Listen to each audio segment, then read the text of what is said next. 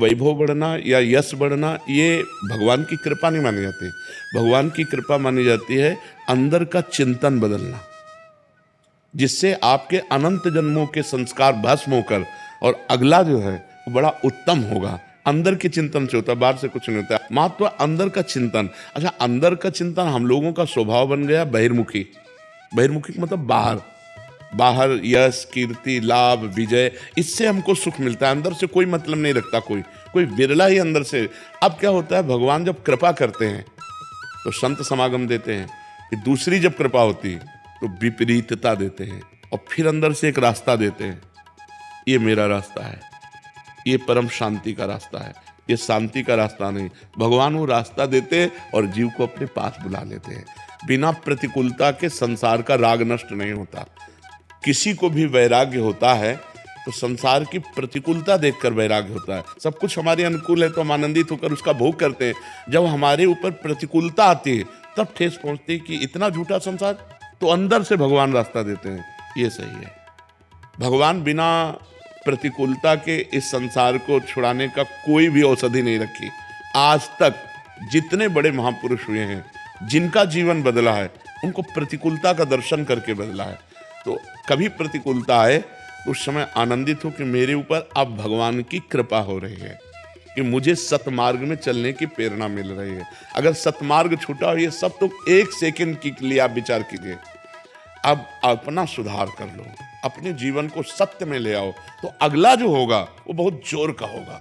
चाहे बिल्कुल संसारिक बन करके रहो, लेकिन अंदर का चिंतन आपका बदल जाए। अंदर के चिंतन में आपकी यश की भावना न रह जाए, अंदर के चिंतन में आपको धन बढ़ाने की भावना न रह जाए।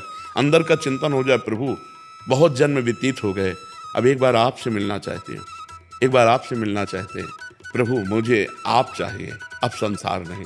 तो बात बन जाएगी, तो बात बन जाएगी। तो इसलिए आनंद पूर्वक भगवान का नाम जप करो, बिल्कुल चिंता मत करो। बाबा, क्या नाम जप से हो जाएगा पूरा? ये हम अपने जीवन का अनुभव बताते हैं। सांख्य योग और अष्टांग योग और कर्म योग और भक्ति योग, चारों योगों में प्रवेश रहा है। पहले हम सन्यासी जपते रहते हैं, भगवान शिव राम राम राम राम राम राम जपते रहते हैं। हम वृंदावनवासी प्रिया प्रीतम के उपासी, तो जो राम में राह है वही राह है, जो धा है ये रस देने वाली वस्तु है। तो हम राधा राधा राधा राधा, मतलब आप ये समझो कि हमारी इतनी तार्किक बुद्धि रही, हमारी श्रद्धालु बुद्धि नहीं रही। सन्यासी की जो बुद्धि होती है वो तर्क प्रधान होती, कसौटी पर कसने पर। तो हम केवल भावुकता में राधा राधा का प्रचार नहीं कह रहे कि हमने सुना और ऐसे ग्रंथों में पढ़ा, ऐसे कह रहे, स्वयं स्वाद लेके कह रहे और विश्वास के साथ कह रहे कि यदि आप राधा राधा जपते हो तो इसी जन्म में भगवत प्राप्ति हो जाएगी, इसी जन्म में। जैसे किसी से कहा जाए कि तुम सत्य बोलो, मंदिर में चढ़ के बोलो, तो हम मंदिर में नहीं, हम वृंदावन में बैठे हैं। करोड़ों मंदिर इसकी समानता नहीं कर सकते, भगवान का परम धाम है। अगर राधा राधा नाम चल रहा है तो इसी जन्म में भगवत प्राप्ति हो जाएगी। हमारी आखिरी श्वास यदि राधा, तो मुझे श्री जी की प्राप्ति, भगवान की प्राप्ति हो जाएगी। इसमें कोई संशय नहीं और किसी साधनों की कोई आवश्यकता नहीं। आप केवल अंदर ही अंदर चलाइए और लिखिए। देखो, हम जो कह रहे हैं उसको समझो।